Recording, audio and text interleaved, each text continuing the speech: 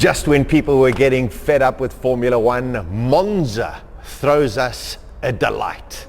Sergio Perez is out of a job at the end of this year. Sebastian Vettel has got news for us. And of course, this weekend it is the Tuscan Grand Prix. Scuderia Ferrari 1000. They celebrate their 1000th Grand Prix. That and a whole lot more. It's a very good evening and welcome to the F1 PitBox.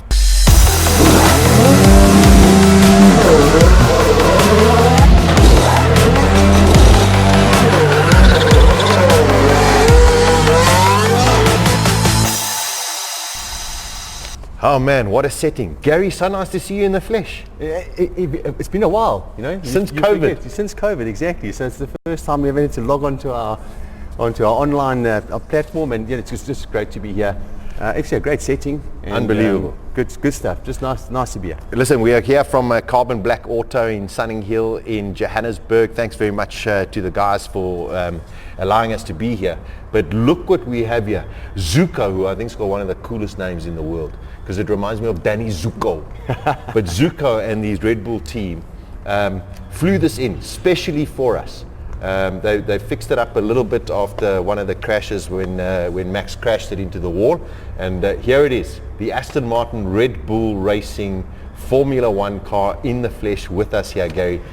Just magic to see them again. Listen, it's always good to see a Formula One car. It's also amazing when you see them in the flesh, just the colours and everything else. And I mean, it's always amazing, and that's why people flock to see Grand Prix when they're allowed to obviously go to Grand Prix. It's an amazing experience, and it is really good to actually see this car here. And this is exactly what you'd see if you went to go and watch a Formula One Grand Prix at the moment. Exactly. Listen, we are going to do a special actual insert on the car as well. We'll go around it and take you through it as well. Let's talk. We're going to talk in depth about Monza, Gary. But yeah, I mean, who would have predicted that result besides some guy in Sweden, apparently, who put 20 euro cents, it's about 5 million rand. Yes. By the price of this McLaren, right? Yeah, exactly. So he put 20 cents on a bet at 169,000 to 1 or whatever. He won 33,000 euro. Who in their right mind could have chosen Pierre Gasly, Carlos Sainz, and Lance Stroll as your podium in Monza? Only after a couple of beers that bet must have been placed. There's no two ways about it. But it's amazing with Formula One. You have a situation where it was just becoming a dominant show by Hamilton, and yes, it was coming under a bit of flack. It has in the past. There's always been instances like this, and then all of a sudden, as you said, something like Monza pops up, which is just absolutely unbelievable. I mean, it was literally edge of the seat stuff. You just couldn't take your eyes off the screen. It was really good, and that's really what we want to see with Formula One and racing. But it just shows you sometimes these big stars, and the same applies to a series like MotoGP, when you've got Marquez. Really maybe you would assume a level above. Hamilton at this point in time is a level above, but you take them out of the mix. There's some fantastic racing going on throughout that field, in whichever category it is. Yeah, exactly. And there's also some brilliant racing drivers as well, yes, which we saw as well. I must say there is one thing that just really got my heart this week. I mean, a cold shivers. And because we're English speaking, we've got the Sky commentary, and that's what we are. But I managed to pick up the French commentators in that final, going through ASCARI and then Parabolica or whatever. Don't forget, first time since 1996 that they got a Frenchman going. I thought this guy was giving birth. But it didn't matter what language it was, just the excitement, and you sit and go, that's what Formula One is about. There is no doubt, that's what it's about. And it's so important for those countries with drivers. I mean, without a doubt, Formula One in France right now is absolutely going through the roof. This weekend's Grand Prix, I mean, you can imagine the figures, people watching on TV. It's so important for the show as well. And remember, this is a business, and it needs eyeballs. And this is the kind of thing that you need. So it couldn't have come at a better time for Formula One. For Pierre Gasly as well, I mean, wow, you just got a feel for the guy. I mean, you could just see the jubilation, the sense of satisfaction, when he parked that car in Park Fermé after the race. It was just enormous for him to be able to win this Grand Prix. Yeah, I mean, it's just massive. We'll talk about Monza in a couple of moments. But over the last, listen, this whole week has just been Formula One crazy. But over the last 24 hours, we've had two huge stories. Maybe not as unexpected, Gary, as we as we thought, but it has happened. Sergio Perez put out a press release. He's terminating his contract with Racing Point at the end of this year. And at 9 o'clock this morning, as predicted by the German press, I don't know how the German press get this right, maybe because it is Sebastian Vettel, but Sebastian Vettel, and I must say, thankfully, still going to be in Formula One, goes to the Aston Martin Racing Point team next year, which more than likely won't be pink, it'll be green. But let's talk about Perez first. You know, and there's a lot of people saying, oh, it's desperately sad for Perez to lose his seat, etc. And you know, what a Stroll done, blah blah blah. Don't even go there. Stroll's dad owns the freaking team, so let's not even. It's not even a debate. There we go. You know? People were also upset when Hülkenberg lost his seat. This is the nature of motor racing, Gary. You know it as well as anybody. Correct. You can lose your seat like this. You can. It's a tough game. There's 20 seats. Yeah. In Formula One, you know, in other games and other sort of top line sports, it's team sports where you're fighting for a place in a team, and you get, there's 20 seats here. It's going to happen. It is a cutthroat game. There's no two ways about it. The Vettel signing for Aston Martin, for everything else. I mean, as you said, we expected it. It's going to be an interesting one because it's the first time Vettel hasn't gone to a team that is undoubtedly the top team or has the potential to win world championships off the bat, like he did with Ferrari. They had a couple of good cracks at it. Correct. It's fallen out the bus right now, but they had a couple of good cracks at winning a championship, and for whatever reason it fell apart. So this is also a chance for Vettel to do a Schumacher.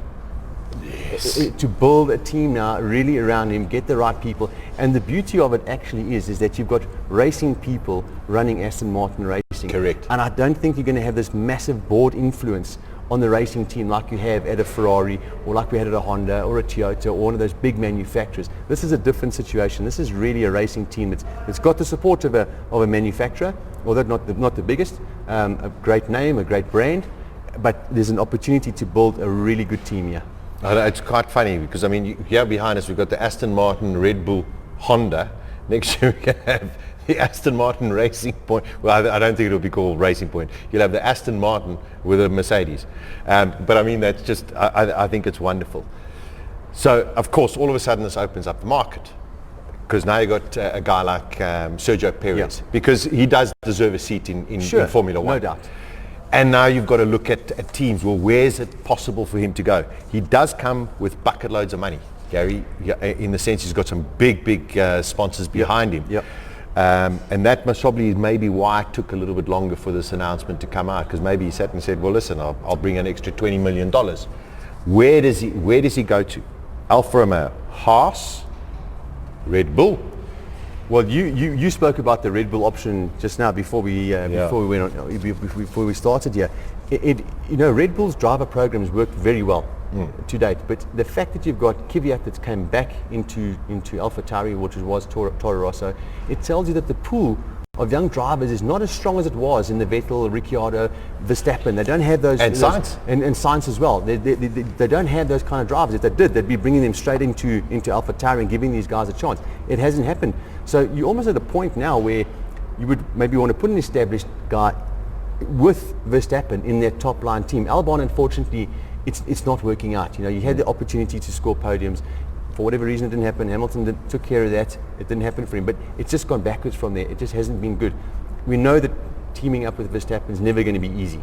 That was always going to be a hard job. So I think the comparison needs to be made with an established Formula One, a driver, a Hülkenberg or a Perez. But Perez, does Red Bull really need the backing that Perez comes with? Yes, everybody's going to take a little bit more cash, but who knows? But in a situation like Haas, that's a team that could really do with certainly Perez's talent, no doubt about it. He is a talented driver.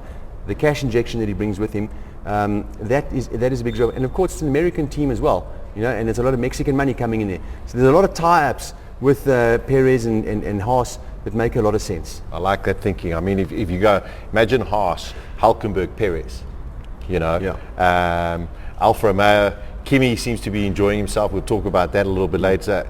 You've got to believe Mick Schumacher is going to be the Giovinazzi question mark over where he is at the moment.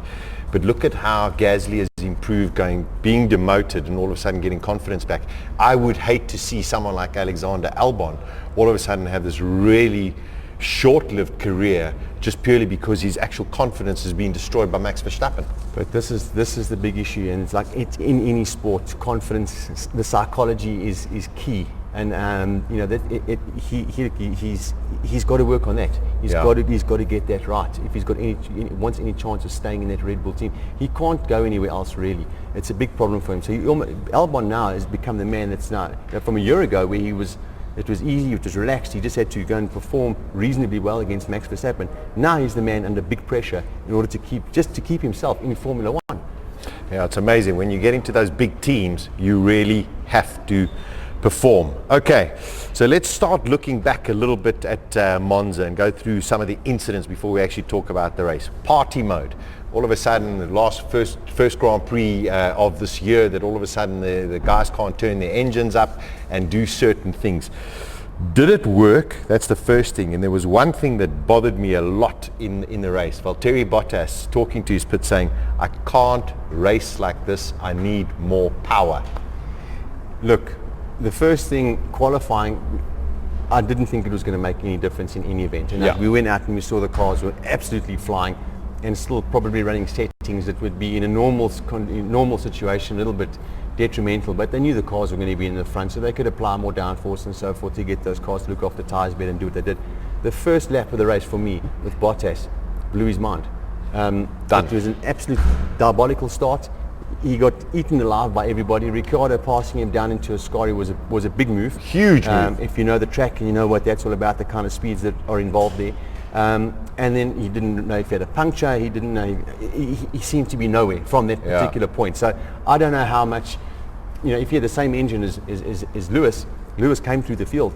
Bottas was stuck in a car that is so much better than everybody else's at the moment. Now, the one thing about it is Monza might not be the perfect circuit to see this party mode, because I mean the guys are going downforce and then the very skinny wings or whatever, so there's a compromise. Mercedes weren't in the top speed brackets, but I mean the car is just so brilliant around the twisty bits. So maybe not the perfect track.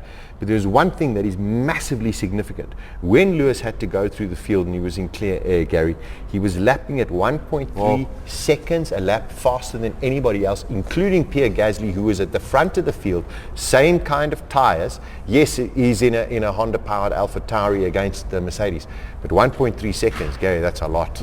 I mean, that's crazy. It's huge. It's huge. And that tells you just exactly how quick that car was, and that's why I sort of go back to Bottas and say, why couldn't Bottas do anything similar with the same car? He hasn't been that much slower than Lewis, through qualifying in the races, but not to this point. Lewis nearly caught him again. I mean, so he was just having an absolute shock of a day, and as I said, I think it just went back right to the first corner. Yeah, no, it's a bit of a mess, and there are people now questioning, going, Mercedes, why have you signed Bottas for 2021. That's another story. Okay, let's get to where I suppose a bit of the controversy came out, and that was the Lewis and Giovinazzi penalties. The Giovinazzi penalty is you sit there and go, who at Alfa Romeo, Orlen, Sauber team, or whatever the names are, in their right mind sat and went, oh, okay, bring Giovinazzi. You knew the pit lane was closed. The Lewis one was a little bit closer. But Gary, you as a racing driver, besides the fact of driving the car, safety is paramount on any kind of a circuit, and you have to be aware of flags, anything that is going on around you. And clearly there were the markations on the LED screens with the cross in it, which basically signifies that the pit lane is closed. That's it. And two of them at the point where Lewis could possibly have seen or should have seen the fact that the pit lane was closed. But I think what's happened in recent times is that you rely so heavily on your team, you rely so heavily on the radio. You see what happens when the radio doesn't work. I mean, it's chaos because nobody knows what to do anymore because you rely so heavily on it. So when you get a call from your team and they say, box now, you instinctively just going to do it. But yes, there's no excuse for not having your sort of wits about you and seeing, the fact that the pit lane wasn't open. And it happened. Listen, mistakes happen. Of course. And those are the rules. And he had to get the penalty. It's as simple as that. Yeah, very, very, very simple. And I mean, it's come out that, the team tried to tell him and they were 4 seconds too late to not inform him that the pit lane was closed. But there is something that I must address as well, because we've had some people sitting and saying the penalty was way too harsh. There's no ways that they're just trying to destroy Lewis Hamilton. Let me just give you a little bit of a scenario, because people were saying, oh, hold on a second, there's no light at the entry to the pit lane, which says that it's closed. So I'm going to tell you exactly what would have happened. Had Lewis Hamilton gone into the pit lane and there was a light that said stop, a red light, Gary, means he would have had to stop there.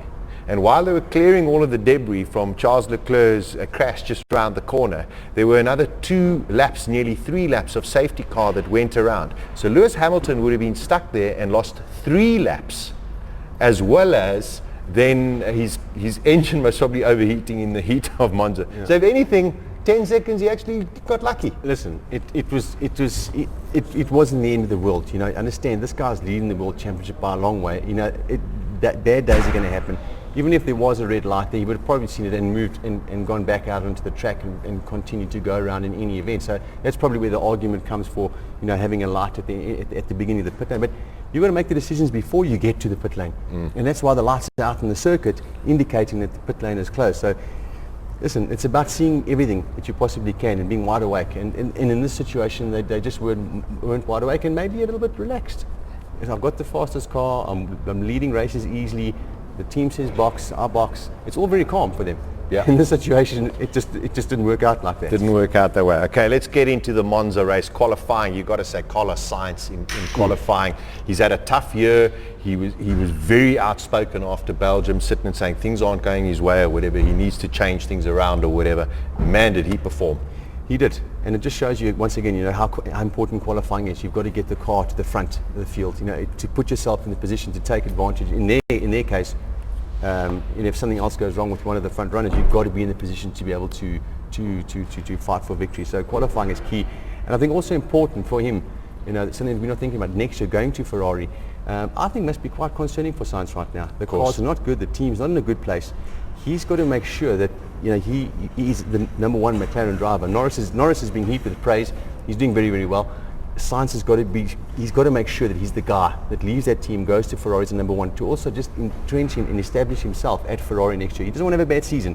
He doesn't want to go there. We all know that Leclerc's the chosen driver, to, you know, their title contender. But he needs to arrive there with a different mindset and almost take that fight to Leclerc. And this one qualifying session has made a big difference in his life into doing some of that now for next year. I couldn't agree with you more, and he definitely doesn't want to go to Ferrari and be a Felipe Massa or Eddie Irvine or Rubens Barrichello, that's for sure.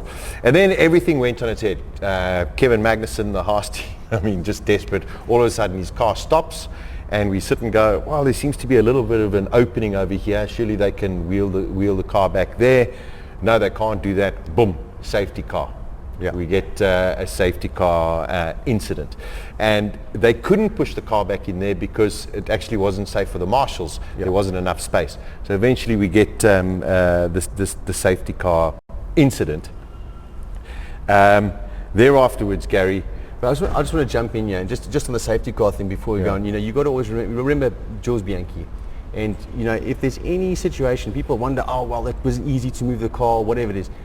Formula One and any motor racing right now, if, as you quite rightly said just now, if there's a safety issue and you can't get it done as quickly as you want or as safe as you want, you have to have the safety car. So, you know, it may look like it was an easy situation, but I think the safety car was the right call in that case. Yeah, I think very much so. And just actually speaking on that, today is actually the 20th anniversary since Paolo Ghizlimberti was killed by a wheel that came off, where eventually they changed how the wheels are actually tethered onto the cars.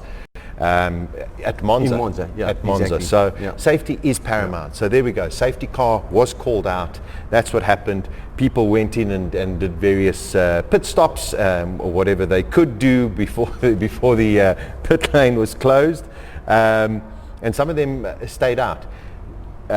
Guys came in, Gary. Then all of a sudden, massive brake failure for Sebastian Vettel, and I mean, you know. Can 2020 end soon enough for someone like Sebastian Vettel? I don't think so. You know, when I saw that as well, again, you just sort of wonder how it could be happening to a team like Ferrari. You know Monza, this is not like they've done this for the first time. So that was amazing to see. That actually happened to Vettel. It was just, as you said, another sort of situation where you think, Ferrari, gee whiz, what's going on? And you're doing 360 k's an hour, Gary. You know that circuit. No, it's fast. I mean you're going proper fast. You're going quick. I mean, and that's the thing with Monza as well. It's high, everywhere is high speed. I mean, listen, the difference between 300 and 360, I suppose that the crash is going to be pretty similar, but it's high speed stuff. You know, you remember Ericsson a couple of years ago, same corner we had that issue. turned the car over and what have you. But I just got the feeling at that point in time when you saw Vettel get out that car, as you quite rightly said, it's like, Let's let it go now. Let's get it done. Then, you know, and we've spoken about it before. We know that the Ferrari is a troubled car. Never mind the power. And maybe if they did have the power, maybe the car would be better. We don't know. It all depends on the aerodynamic simulation. But Charles Leclerc's accident, and you could sit there and say, yes, it is a bit of driver error. But Gary, going into Parabolica like that, getting on the power just a little bit early or whatever, I mean, it shouldn't squirt the car like that. That car looks exceptionally difficult to drive. No, look, difficult to drive, and that's why he obviously lost it. But remember, you know, that corner is fast. I mean, so you brake, you into the corner, and you are on the power right the way through Parabolica. You're using all of the road. You're right on the exit there. It's a difficult corner, much easier today because you've got that green runoff area and what have you. But you know, the car went sideways, and what happened there, the grip came back, the front end gripped, and it just turned it around and shot it into the thing. Yeah, I mean, that's just a racing. It's just you're pushing hard. In that case, it wasn't driver error. I think it's just you pushing. The car's difficult to drive. You lost the car. It came back. It gripped and it shot you straight back. It's one of those things. If the car handled better, it wouldn't have oversteered like that through the corner, kind of thing. So I couldn't put any blame on Leclerc for what happened there. It's racing. You are pushing these things to the limit. Yeah, unfortunately he was okay, and I think that's the most important. All of a sudden we get a red flag, and then we understand that there's penalties, and now we're going to have people driving through the field. Guys go into the pits as well. If I just look at this Grand Prix, Red Bull, beautiful car over here, unfortunately missed a trick. You know, when your opposition all of a sudden has something going wrong with them, this is when you need to capitalize. And unfortunately, Verstappen's car just didn't do anything on the day. And then, of course, it broke down. And then Bottas couldn't materialize on Hamilton's problems either. No, exactly. And you know, listen, you've got to have a car that's at least quick enough to go and fight for victories. But you know, the Red Bull just didn't work all weekend. It wasn't a good weekend for them. Not a good weekend for Max at all. You know, you don't expect him you wouldn't have expected to see McLaren out-qualify a Red Bull. You know, yes, racing point of view, surprises and what have you, but you'd expect Max to have kind of been in there. But it just shows a different type of track, as you said, very different setup, low wing settings. It just wasn't something that the Red Bull and the Honda engine could get working this weekend. So we come back to Pierre Gasly, Alexander Albon. Gasly wins the race, says, I'm ready to go back to Red Bull. Brave statement there. I know. Also, I sat there and I went, oh, you know, just slow down just a little bit, but I'm ready to go back. But, you know, we mentioned a little bit earlier, I mean, Red Bull honestly do have a little bit of a problem now with their second driver. They do. And, you know... Are you available? Can you fit in the car? Well, that's the problem. That's exactly the problem. I can't fit into the car anymore. Oh, man. It is an issue for them. And, if you know, Gasly, you know, if he does go back, then you must know his confidence is sky high again. And maybe he'd have a better crack at it, because it killed him last year. 100%. It didn't work for him at all. You sort of feel he'd be better off going to a team like McLaren or Renault as well. Another Frenchman in a Renault wouldn't be a bad thing, although you've got Alonso, unfortunately, the next, and I say unfortunately because, you know, I think he's had his time in Formula One. But yes, so it's going to be a tough one. But you look at the Red Bull driver pool, you know, they've got this a very good junior program, but the junior drivers they have, they're not finding a Ricciardo, they're not finding a Verstappen, they're not finding a Vettel in that program, and this is a big issue for them. So how that all works out, let's see. It may well be, like we said in the beginning of the show, that you actually find an outsider for the first time in a very long time coming into the Red Bull, since probably Webber and Coulthard sort of days, you know. Yeah. Listen, you never know. Tsunoda could make an appearance in place of Kvyat. But you're pushing the guys too far, too soon. Too soon. He's I agree. Desperate. So okay, well, he's not working. Let's put him there. Let's try this here. You've got to give these guys a chance. And Albon's had the chance now. And you hear rumours that he maybe didn't have all the parts that Max has had, which then kind of also makes me think that's also unfair. You've got to give these guys every opportunity to perform. So you can't expect them to be doing miracles when you're not giving them everything else that the number one drive in inverted commas is possible. But that's just a rumour, and who knows how it's actually working. Well, there we go. Maybe that's why they're defending Albon so much. Red flag. We see that Lewis has to go in and take his penalty. Unbelievable start from Gasly. Gets into the front. You've got Kimi Raikkonen sitting in second place, and I'm sitting and going, I mean, you know, Ferrari are both out of the race. Alfa Romeo, Kimi, you know, getting to the points where and he's on the soft tires. Yeah. And you're going, hold on a second. And you've had the chance to sort it all out, you know. And you're going, who's this? And then you find out afterwards they know the tires. Yeah. I mean, yeah. So you, in a way, you sit there and go, you know, do these guys, when they go, you know, plan A, plan B, C, D, E, or whatever, are they really working out all of these variables? I think it's when you're in their position, you're in a desperate position, you're trying anything you can to try and qualify the car up the field as far as you can go, because that's going to be your best bet in a normal environment without safety cars, without stoppages. Get the car as far as you could possibly can, and then go from there. Remember the last Grand Prix got the car up into 10. So Kimi's had a good run at Spa. You know, so it's probably the mindset. Whereas if you're a team like Mercedes-Benz or you know, you can afford to bank certain tires, not use certain tires, because you've got that little bit in hand. But when you've got nothing, you're just putting everything on the table just to try and give yourself the best chance. It goes like it did on Sunday, where everything changes. You're stuck with what you've got, but you've got to understand that they're working to a different plan. They're not on Mercedes-Benz's game plan, that's for sure. No, that's for sure. Lewis's drive from the comeback at the restart or whatever, I mean, you heard him on the pit lane saying, well, just give me 2 laps and I can make 5 seconds. And you went, what?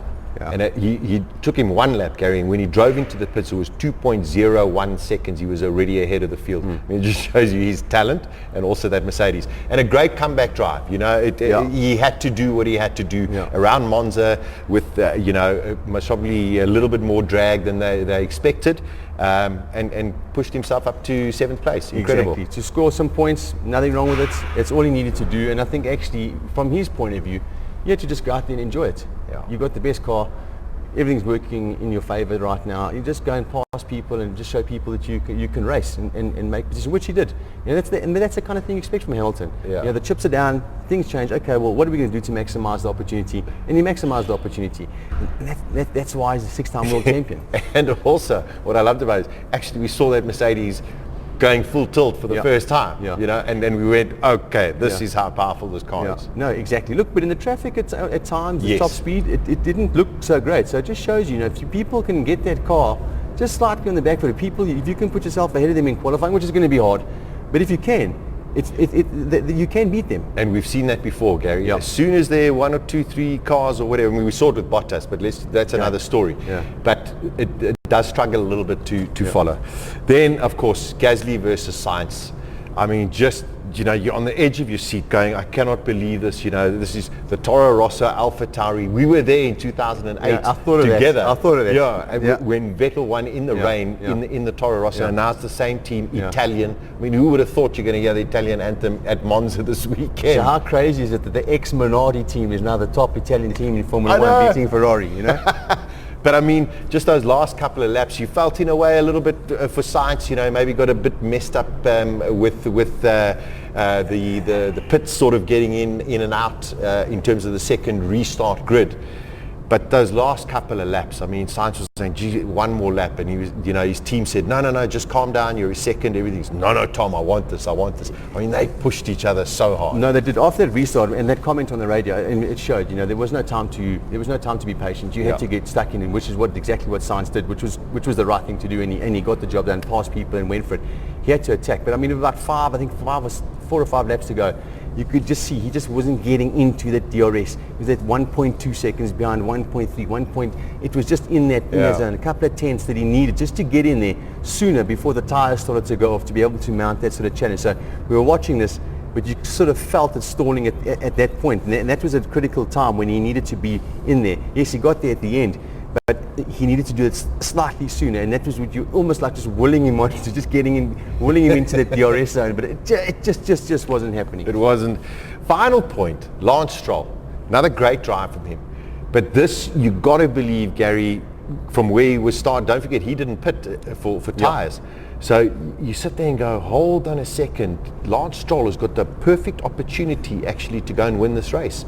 And had he not maybe messed up the second starts, he might well have taken it. Well, that was the big thing, you know, and when you spoke about the second start just now and Gasly getting off the line, I did want to mention that, you know, to have 2 starts on a day is a big thing. You know, starts, it's a massive build-up, it's a lot goes into that start. It's the shortest little part of the race, but it's one of the most important, if not the most important part of getting everything right. So if you've done it twice in the same day and got it right, well, you had no option to, But it's a big ask and it's big pressure. So that, you know, it just didn't work out for him on that second start, and as you quite rightly said, it just cost him. But you know what, I think just to digress slightly from the race, I think the signing of with the teammate he's going to have next year, I think it's the best thing that could ever happen to Stroll. I think that's the thing that could take him up to the next level, working with a guy like Vettel. Yeah, 100%. What a victory for Pierre Gasly. I mean, just amazing. That photograph of him just sitting on the podium, you know, you can see there's so many thoughts. You know, a week before he had to go and lay a wreath for his good friend Antoine Hubert, you know, and then this week he goes and wins his first ever Grand Prix at Monza. You know, I mean, that's something special for the team that is Italian. Something incredibly special.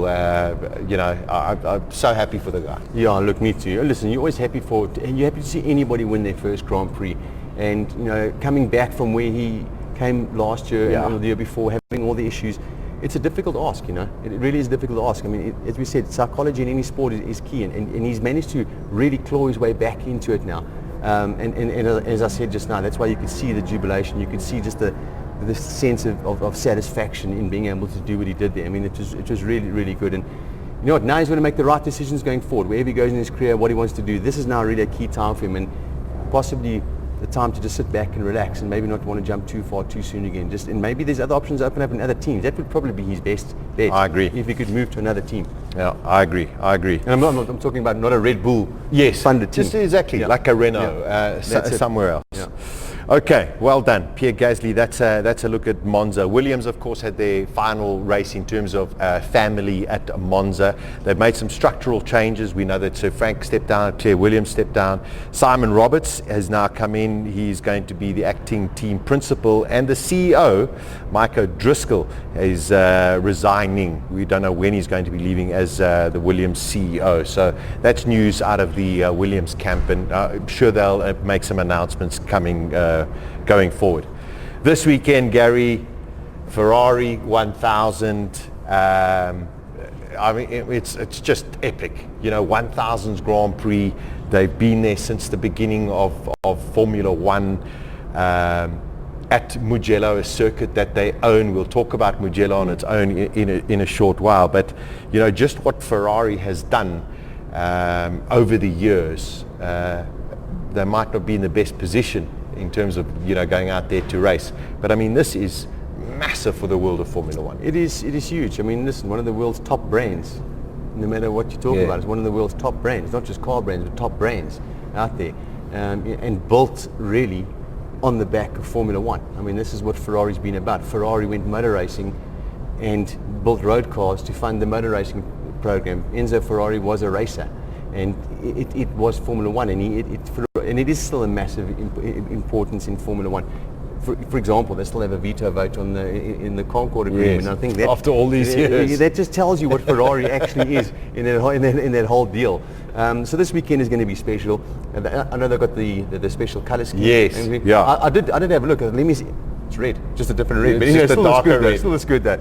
But it's just unfortunate they're not going to have a car that's going to be able to, you know. But you know what? You never know.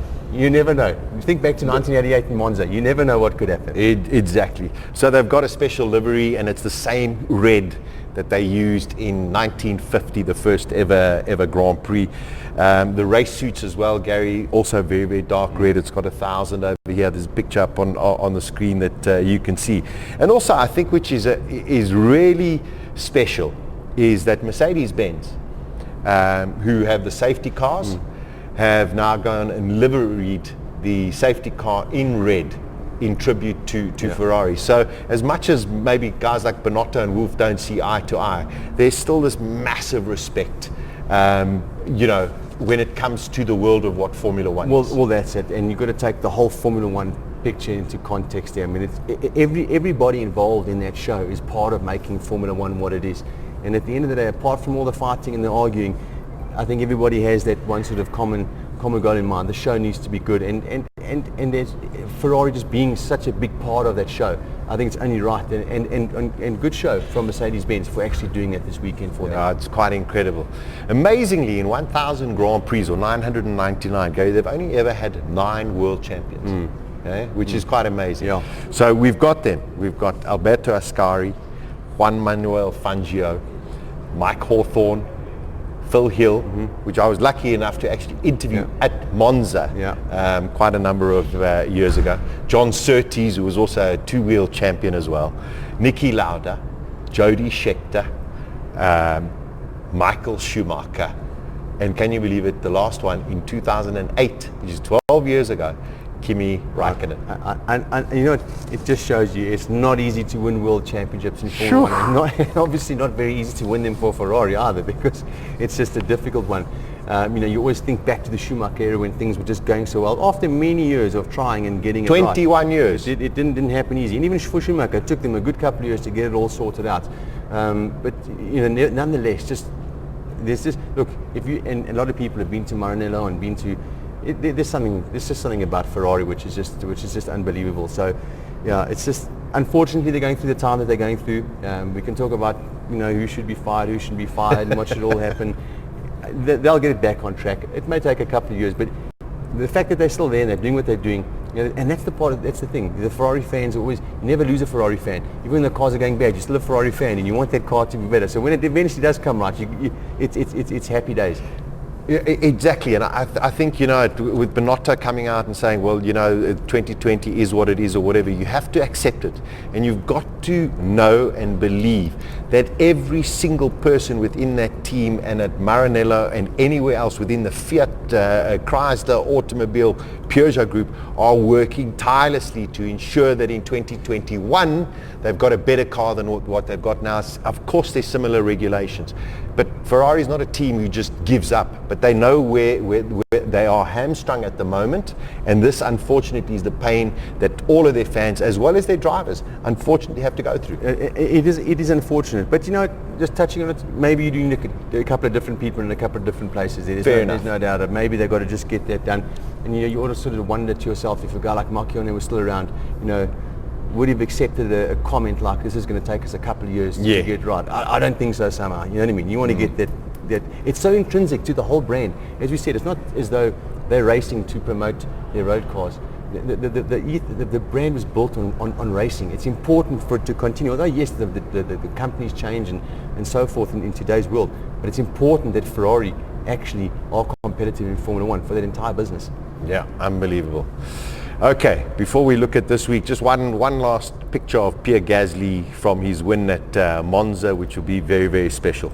This weekend, Gary, we go to Mugello. It is going to be screamingly hot, something like 31 degrees air temperature. So it means on track it's going to be in the high 40s or 50s. Magnificent circuit, Gary. We've seen, it's owned by the Ferrari organization as well. We've seen a lot of bikes there. And back in the day of Massa and Barrichello and Irvine and Schumacher, they used to do immense amount of testing. It's a magnificent circuit. And it's got some lovely names like Arrabbiata, one of my favorite pastas. You know, I mean, it's very, very special. Tuscany, I mean, the tracks at Tuscany. Yeah, I mean, it's a good show there. It is very, very special. Looking at the track, very high speed, I think we're going to see some incredible footage from the cars. Only problem is, doesn't look like it's very easy to overtake you. Well, you know, because it's such a fast track, and you know, we've had Tilke tracks, and people have tried to modify tracks to make, you know, Formula 1 a little interesting and allow them overtaking. Now we're going back to an old school track, basically, and it's just so fast. And we know what happens when these cars follow each other. They lose downforce. It's difficult to get close enough to overtake. But you know, let's see what happens this weekend. That's the assumption. That's what we kind of know and have learned about Formula 1. The main straight is extremely long. Yeah. There may be an opportunity over there. But you know, I'm still excited to go to a new track and an old school track. You know, we always spoke about these newer circuits not holding the same sort of atmosphere. And you know, Mugello it's a fantastic place. I just wish the crowds were allowed in. Well, there are some crowds. No, there are some crowds. I didn't even know that. Yes, okay. there are some crowds. I think it's a maximum of like 5 or 10,000. Okay, well that's good enough. They're going to be going mad. So 10,000 people are going to get there and going crazy. To see a race on you know, a Formula 1 Grand Prix at Mugello, it's going to be really something special. You know, and it couldn't actually have worked out better for Ferrari in actual fact. You know, so after everything's happened, for Terena Blackett is landing up this weekend for them is also very special. You know, there is something very peculiar about what happened to Lewis Hamilton last weekend. He should have won the race. Yes, okay, he got the penalty and he didn't win the race. Had he won the race, he would have been on 90 wins. Yeah. go to Mugello, had he won, or if he wins this weekend, he would have been on 91, which would have equaled Michael Schumacher's record. And in a way that might have overshadowed the whole Ferrari 1000. So amazingly how some certain things work out. Hamilton's going to break all of those records regardless, but it's not going to happen this weekend at Mugello. Pirelli tyres, Gary, we've got the hardest, I mean, get this in your head, the hardest soft compound, the hardest medium compound, and the hardest hard compound. It's all very confusing, but this could have an effect on the tyres, Gary, with those very high-speed corners. Traction's going to be at a premium around the circuit. And that's why it may not look as though it's that easy to overtake, but believe you me, there's going to be a lot of guys who are going to have some issues. So exactly. You know, if you look back at Silverstone at the first Grand Prix, the first weekend of Silverstone, where they had the tyre failures, you know, that's caused by loading one sort of side of the left, in that case the left-hand side of the car, loading it up all the time. You know, we don't know much about Mugello, so anything like that could possibly happen. So there's a strong possibility that, you know, we could have another surprise result this weekend because of the fact that there's not enough information and data available to the teams from the track. And Silverstone they've had, I mean, they've been going there for the last how many ever years. Here we're going to something completely new, and it's high speed. You know, it's not the norm actually. You know, to have that many high speed corners. You know, in Barcelona, for example, the front left also gets eaten alive because of the fast right hand corners. Let's see what happens here this weekend. Yeah, I think it is going to be something unbelievably special. Of course, free practice starts tomorrow 11 o'clock to 12:30, then from 3 until 4:30. Then Saturday you've got qualifying, final free practice 12 to 1, and then 3 to 4, and then the race at 10 past 3. It is going to be magnificent occasion. I expect the Italians and the Ferrari people, just as Monza, they're going to put on some very elaborate show to celebrate, you know, one of the biggest brands in the world, but also one of the most successful brands of Italy. Very, very special race. You just hope that Ferrari can, you know, just do themselves proud. Well, let's let them both finish. Yeah, exactly. Both finish would be nice. The end of the race will be good for them right It now. would be nice. Listen, another huge thanks to Carbon Black Auto for having us here, and Zuko and his team for bringing this magnificent Red Bull, Aston Martin Red Bull Formula One car for us over here. Gary, it's great to be out in the open again. It is. Yeah. Weather's getting good, things are getting good. Man. Yeah, it's all happening. You've got all good things happening. There we go. Level 1's on its way, or level 2 or 5, or it depends if it's ESCOM or it depends if it's where we are in lockdown. But listen, thanks very much for your time. Pop all of the comments, let us know, and get ready for, I think, a magnificent weekend of racing at the Tuscan Grand Prix at Mugello in Italy. From Gary and myself and the whole team, Henk and Fritz and everybody else that's been involved. Reynard's also been here as well. We will catch you again, and don't forget we will do an insert on the actual Red Bull promo car as well. So watch out for that on raceday.tv. Take care. Ciao, ciao.